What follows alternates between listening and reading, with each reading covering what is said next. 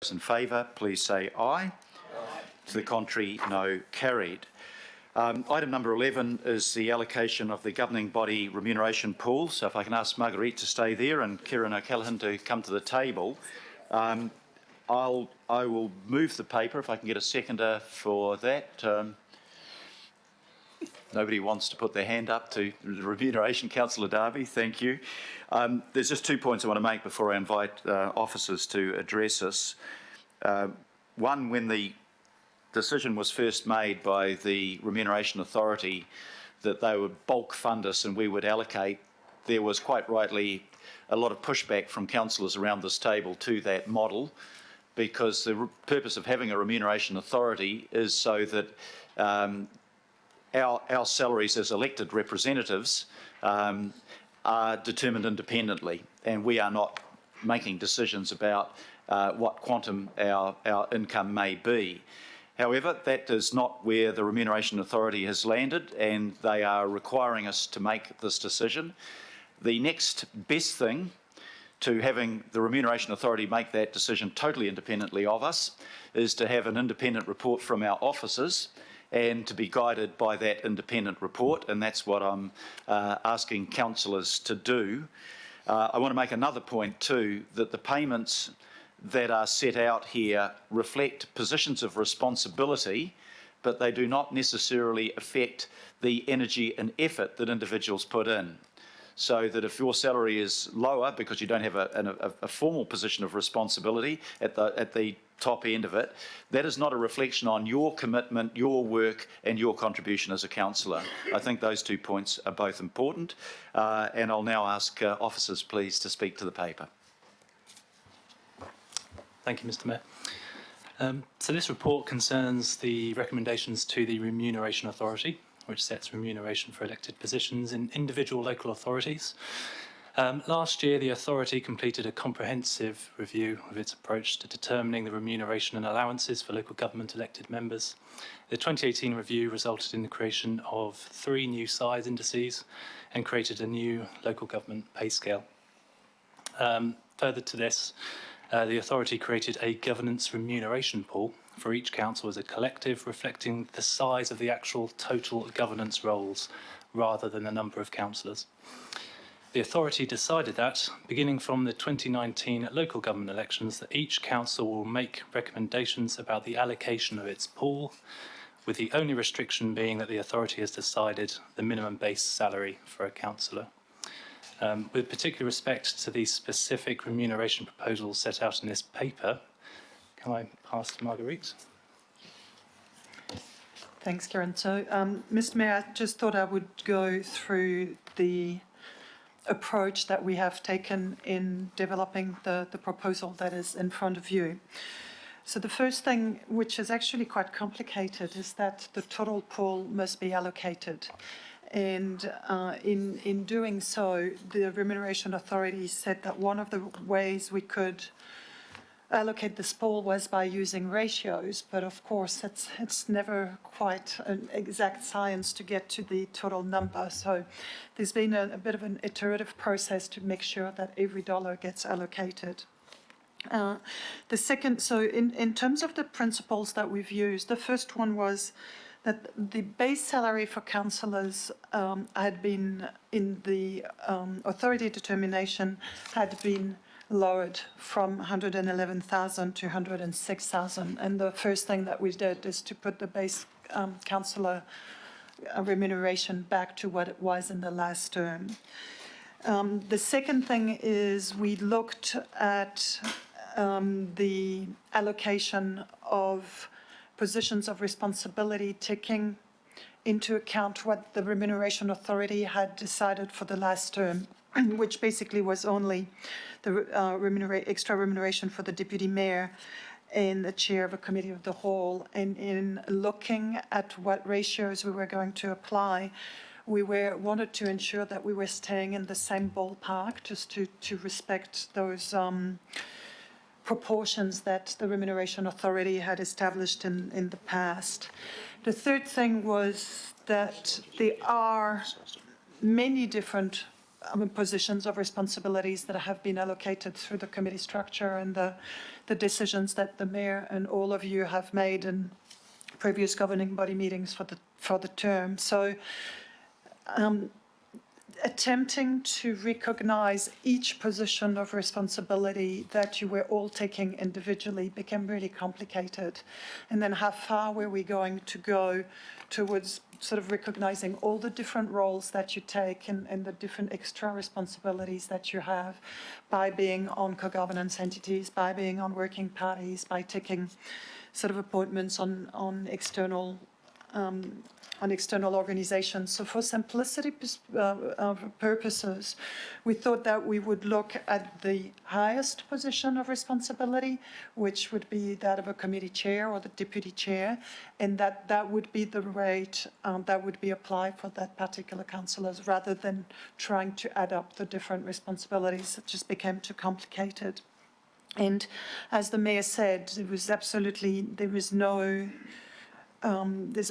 recognition that just using one of those positions of responsibility does not ignore all the extra work that you're doing in your different capacities. So we're very aware that this is the case. And then the third thing is in looking at the remuneration of the deputy mayor, we were looking at the remuneration from last term. We also looked at how the remuneration authority allocated the remuneration of deputy chairs for local boards, and we looked at the kind of increases that were happening for different responsibilities, and this is why we proposed an increase of 3%.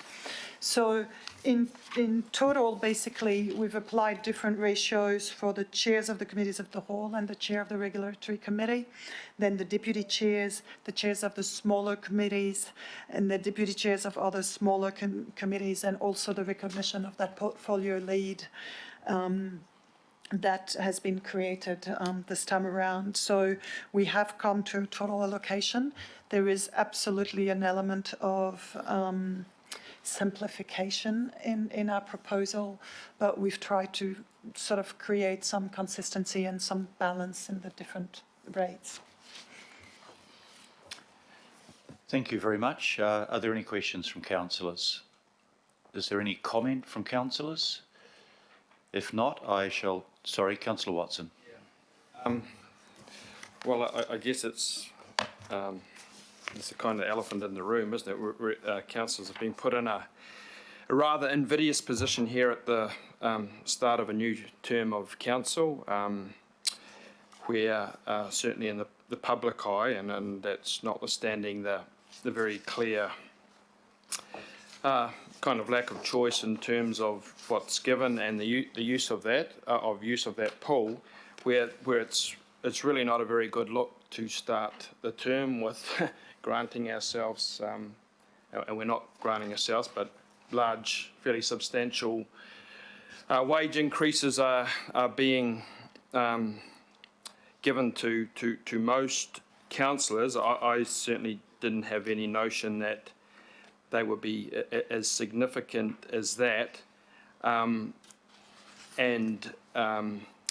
I guess in light of, just a recently concluded election where you get round, you see a lot of people doing things tough, you have a sense of dissatisfaction. It's just not a very good look, I think, to begin a term with, big pay increases. If we look at public dissatisfaction, disengagement, and all these sorts of things, we know already, and we're seeing some pretty graphic examples around the world where, there's a high degree of cynicism and distrust and all the rest of it with respect of politicians, both local and national, and this is sort of feeding into that narrative a bit. So I concede, Mr. Mayor, what you've said as to the kind of lack of manoeuvrability in this, in terms of the pool and the use of the money, but I'm very uncomfortable with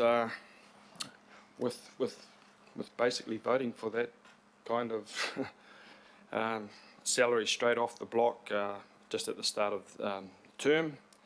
My wife, who's a teacher and has just been through a lengthy process of negotiation like other jobs in our society, was very scathing and said, you better not vote for that for yourself, so.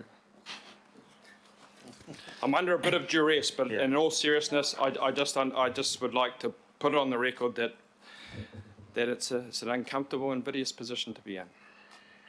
Thank you, Councillor. I think as Marguerite Dalbert has pointed out, the pool has to be allocated. And what councillors choose to do with that money then, if they feel uncomfortable with any increase, in terms of their support for various causes in their community, that's an individual decision for councillors. So I think that's one way of dealing with it. If there's no further comments, I shall put the resolution by division. Okay, it's been requested that we vote on this by division. I am required to accept that request. So I'll ask officers to take a vote.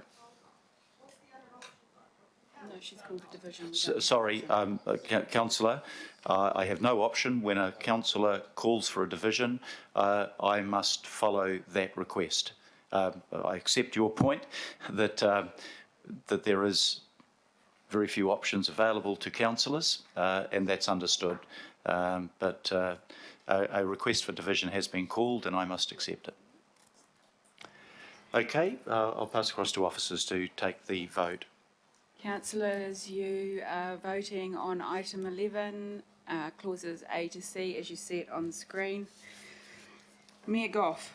Aye. Councillor Bartley. Aye. Councillor Casey. Yes. Deputy Mayor Cashmore. Aye. Councillor Collins. Very timely, councillor. Councillor Coombe. Aye. Councillor Cooper. Aye, noting the money will go in the bank whether we say yes or no. Councillor Dalton. Aye. Councillor Darby. Four. Councillor Filipaina. Aye. Councillor Fletcher. No. Councillor Henderson. Aye. Councillor Hills. Aye. Councillor Mulholland. Aye. Councillor Newman. Yes. Councillor Sayers. Aye. Councillor Simpson. Councillor Stewart. No. Councillor Walker. No. Councillor Watson. Abstain. Councillor Young. Aye. That is carried.